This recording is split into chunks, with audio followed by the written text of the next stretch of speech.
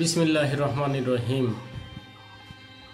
গত ৮ তারিখে জান্নাতুল শিফার পিতাকে কুপিয়ে হত্যা করার ঘটনাটা আমি খুব সংক্ষেপে একটু পুনরাবৃত্তি করতে চাই।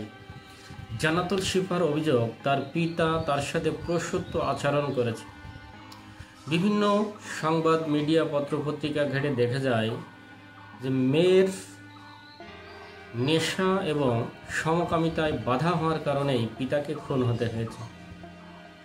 খুনটা যে কারণেই হতে হোক, আমি সেই বিষয়টা আলোচনায় আনতে চাচ্ছি না। আমি আলোচনায় আনতে চাচ্ছি মেয়ের হাতে পিতা খুন, এটা কিভাবে হতে পারে, বা পিতার হাতে পুত্র কিভাবে খুন হতে পারে। যে মানুষটা কোলের উপর বসিয়ে এই পৃথিবীর আলো বাতাস দেখিয়েছে, এই পৃথিবীর সমস্ত বস্তুর সাথে সম্পর্ক করিয়ে দিয়েছে, পরিচিতি করিয়ে দিয়েছে, যে মানুষটা নিজের রক্তকে পানি করে উপার্জন করে খাবার তুলে দিয়েছে মুখে, জীবনে কখনো নিজের স্বাদ আহ্লাদগুলো কল্পনায় নিয়ে আসেনি, যে মানুষটা হাঁটি হাঁটি পা পা করে হাঁটতে শিখিয়েছে, সেই মানুষটা কিভাবে খুন হতে পারে। আমি ঘটনাটি অনেকবার পড়েছি, অনেকবার পর্যালোচনা করেছি যে আসলে এটা কিভাবে হতে পারে, কেন হলো। আমার কাছে যেটা মনে হয়েছে সেটা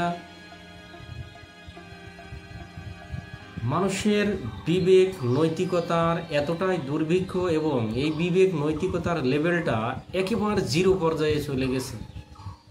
আমার মনে হয় আগামী দিনে এই সকল ঘটনাগুলো পুনরাবৃত্তি না ঘটানোর জন্য, এই ঘটনাগুলো থেকে আমাদের বেরিয়ে আসার জন্য আমাদের সামাজিকভাবে এই যে নৈতিকতা এবং বিবেকের কবর রচিত হয়েছে, এই জায়গাগুলো থেকে আমাদেরকে বেরিয়ে আসতে হবে, বের করে নিয়ে আসতে হবে।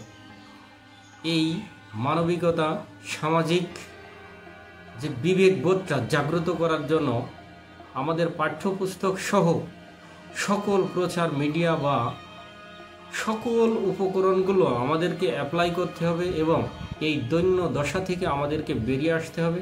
তা না হলে আগামী দিনে এই ঘটনাগুলো আরও ভয়ঙ্কর রূপ ধারণ করবে। এই পৃথিবীটা আসলেই বসবাসের অনুপযোগী হয়ে যাবে। এই জন্য আমার মনে হয় আমাদেরকে এখনই এর বিরুদ্ধে সামাজিক আন্দোলন গড়ে তোলা দরকার, ব্যাপকভাবে সচেতনতা বৃদ্ধি করা, যাতে মানুষের মানবিকতা ও বিবেকটা জাগ্রত হয়। এ বিষয়ে আমাদের এখনই চিন্তা ভাবনা করা উচিত বলে আমি মনে করি। ধন্যবাদ ভিডিওটি দেখার জন্য। ভিডিওটি ভালো লাগলে শেয়ার করবেন।